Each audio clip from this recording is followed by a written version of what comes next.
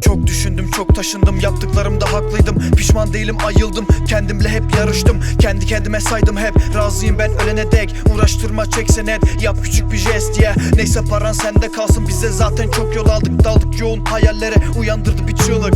Yine bir kazık yemişiz ayık halimizle. Girici demişler bizim ahvalimize. İtirazımız herkese eş bro, bizi bile bilemedi kendine eş dost. Vizyon sahibi olan insanlara sor, karşılıyorlar bizi her zaman hoş. Deri mont deli boş ama yüz gülüyor, eli boş hadi koş ama yine arıyor. Dedi son kendine gelemiyor, bak boğazım yine düğümleniyor. Sen bizi bilemedin, amacına varamadın, ben bizi silemedim. Damarına basamadım, sevemedim geçeni her nefesle. Elleri bekledim tek nefesle, hedefte her daim sen vardın. Sen bizim arkamızdan hep saydın, söyleyin bana ya ne yapsaydım. Pusumu kurup dursaydım. Pusuya düştük anam babam, kusura bakma tamam devam. Arbedede kaldı kan revan, kan mıdır derdime derman. Kaptırmadım kendimi şeytana, kaptırmadım kendimi eyşana. Atmadım kendimi belaya, Almanya'dan herkese merhaba. Pusuya düştük anam babam, kusura bakma tamam devam. Arbedede kaldı kan revan, kan mıdır derdime derman. Kaptırmadım kendimi şeytana, kaptırmadım kendimi eyşana. Atmadım kendimi belaya, Almanya'dan herkese merhaba. Acaba sırada kim var?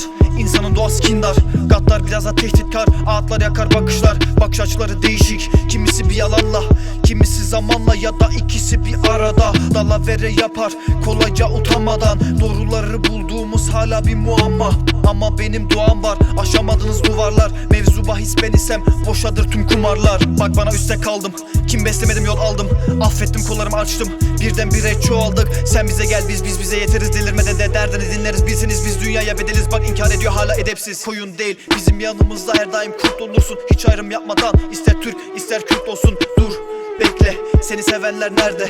Dinle beni zevkle, geçer acısı elbet. Pusuya düştük anam babam, kusura bakma tamam devam. Arbedede kaldı kan revan, kan mıdır derdime derman. Kaptırmadım kendimi şeytana, kaptırmadım kendimi eyşana. Atmadım kendimi belaya, Almanya'dan herkese merhaba. Pusuya düştük anam babam, kusura bakma tamam devam. Arbedede kaldı kan revan, kan mıdır derdime derman. Kaptırmadım kendimi şeytana, kaptırmadım kendimi eyşana.